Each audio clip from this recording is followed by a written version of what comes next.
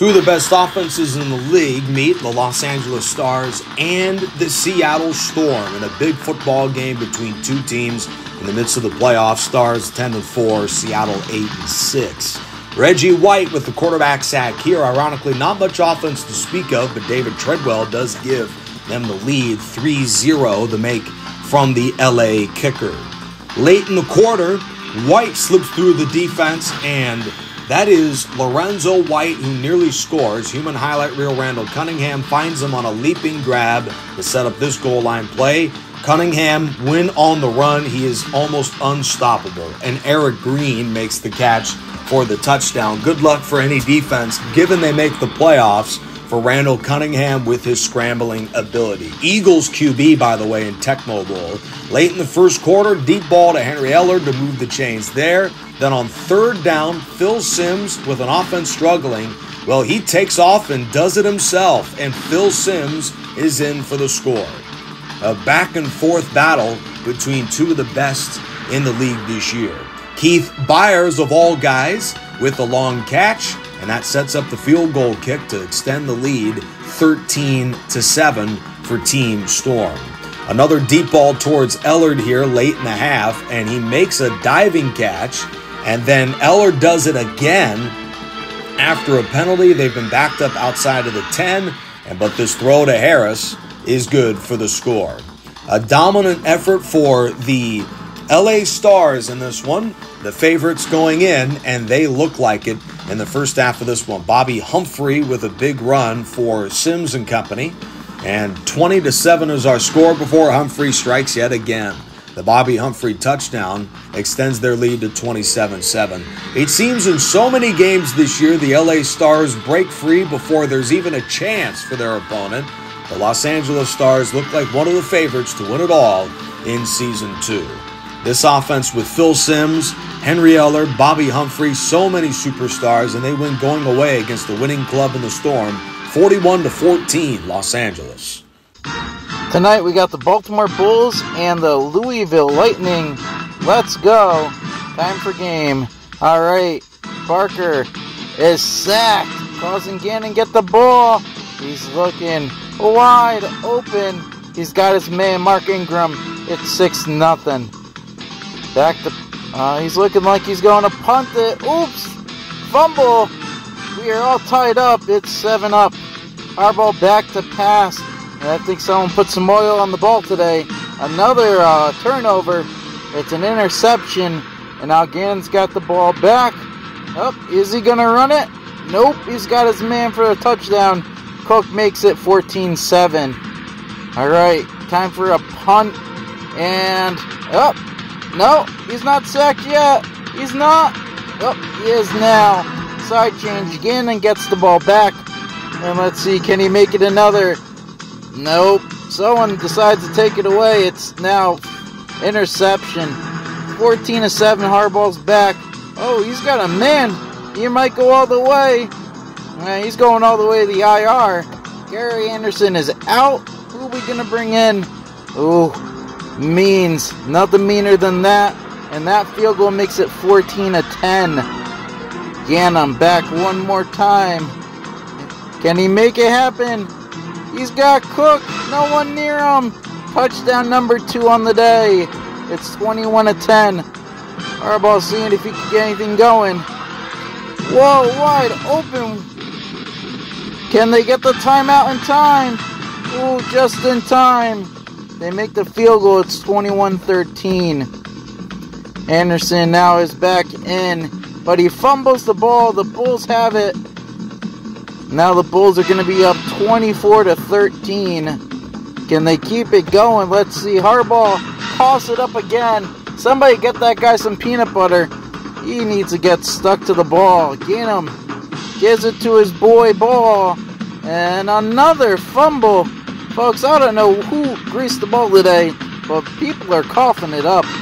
And it's another one. Can we get him some sticky gloves? This is getting bad. Getting him back one more time. He fooled him once, and he fools them again. Another touchdown. The Bulls are up 31-13. Harbaugh seeing what he can do, but it's not going to be much. Oh, picked off. 31-13. Gannum's got another shot. Can he make it? Oh, all the way for a touchdown. Russell makes it 38-13. Harbaugh's gonna need to start finding his own men and not the other. Finds Means and coughed up again. Somebody get Harbaugh some glasses. And we got a fumble. Oh boy, the Lightning got some luck on that. And I guess the team forgot to tackle him because no matter what, they're playing two-hand touch and no one could get him. Anderson scores. Can they get the onside kick? Nope, the Bulls get it, and Baltimore destroys the Lightning 52-27. 7-win Sharks host the Gamblers. They're in the way of possibly going to the playoffs, and Mike Rozier early would make it difficult for the Sharks as he helps them get into good field goal range. Steve Christie adds the field goal 3-0. Dave Meggett was the running back of choice for the Sharks in this game as he would power through defenders, helping them to get close to midfield and don the Magic Man Mikowski. The rabbit out of his hat is Dave Meggett in this game. Meggett had a huge game today, not only rushing but also receiving. As you can see here, he's jangling by defenders, getting it inside the 20-yard line, and he would catch the flip to the left, tight-roping the sidelines. He gets by defenders for the touchdown, 14-3, 11-point game. Chris Miller, no one in his face, throws it down the right side. This is Drew over the hill, and Drew gets over the hill for the touchdown. It's a 4-point game this time after a field goal and a touchdown for the Gamblers. Roy Green would get into the action, helping the Sharks get into Gamblers territory, and this would lead to a Gary Anderson made field goal. It's 17-10. Roger Craig would get the handoff up the middle. He had sparse action in this game as he's trying to power through defenders, but he would get injured, and he would yet again be replaced by Robert Del Pino. And early Robert Del Pino would show what he can do. But first we got Meggett, who catches the ball after Mikowski steps up in the pocket, and great blocking down the left side for Dave Meggett helps him get into the end zone. Here's a sighting by Robert Del Pino as he powers through defenders. He goes, get off me! Get into the 15-yard line. This would lead to another Anderson field goal. 27-10, so the Gamblers have a lot of ground to make up. This will help as Ricky Sanders catches that dazzling pass from Chris Miller, but Chris Miller would get sacked by Dixon Edwards, and this would lead to a field goal make by Steve Christie. Gamblers get the ball back, and we have a rare Cleveland Gary sighting at the 40-yard line, and down the seam, Cleveland Gary is wide open. You can't leave the fullback open there. 27-20 is the lead for the Sharks as Gerald McNeil, who's playing receiver and returner, he's returning this. He would get injured at the 20 after he falls. He will be replaced by JT Smith, the final receiver on the roster, and would also be replaced by Page at one of the return positions. But Dave Meggett, he's trying to get some more points. He falls, the ball's on the ground. You can't cough it up like that. Chris Miller, however, gets sacked by Darryl Talley. That would end that drive. Mikowski's got pressure in his face. He'd be intercepted by Isaac Holt. This would set up the Gamblers well as Mike Rozier is in the end zone for the touchdown.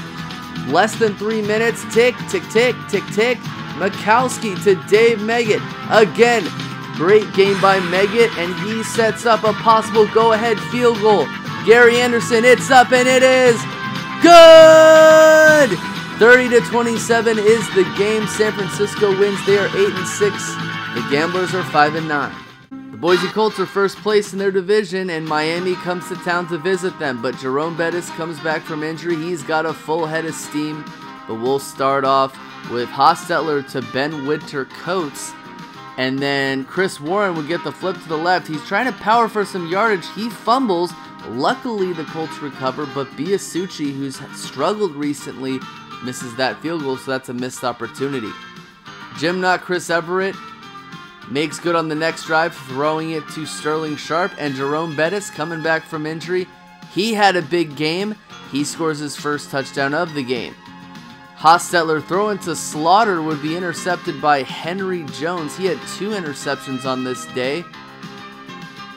And then Gymnot Chris Everett would find his favorite receiver, Sterling Sharp, getting the ball inside the red zone. And then the handoff to Bettis. Great blocking in front of him. Great juke moves. He's in the end zone. It's 14-0. Another interception, this time by Robert Massey. And Fred Barnett takes advantage, gets the touchdown, 21-0. Jim Everett was dealing all day, but he makes one mistake here, throwing an interception to Chris Dishman, and Biasucci makes this field goal. 21-3, kind of a cursed score. You know what's going to make it an even more cursed score is if Miami scores another touchdown. Throw to Sterling Sharp to the 50. And then Jerome Bettis absolutely splits the defense. He's rumbling, bumbling, and stumbling into the end zone. 28-3, another cursed score.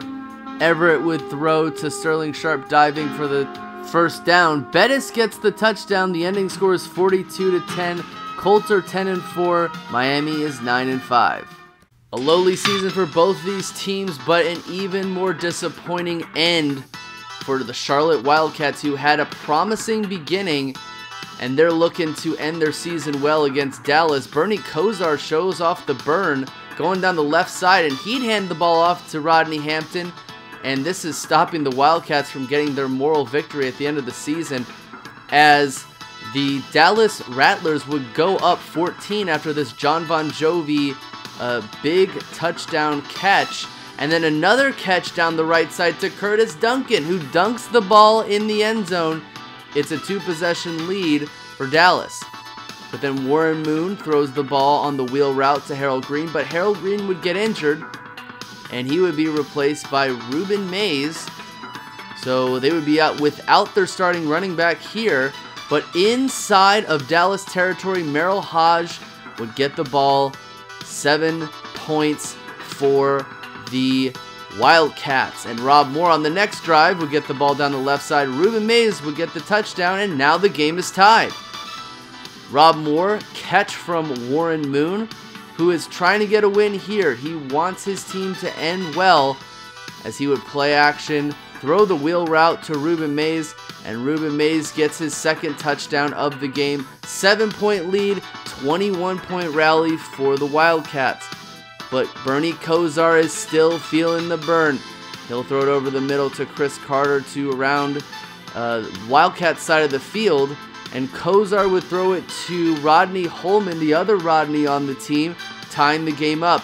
Big mistake for Ruben Mays, who would catch the flip down the right side. He'd avoid a few defenders. He's on the ground, and so is the ball. Recovered by Steve McMichael. And this is how it would end. Bernie Kosar to Curtis Duncan, and he's dunking the ball in the end zone again. Dallas wins this game 28-21 in a disappointing loss for Charlotte. Both teams are 5-9.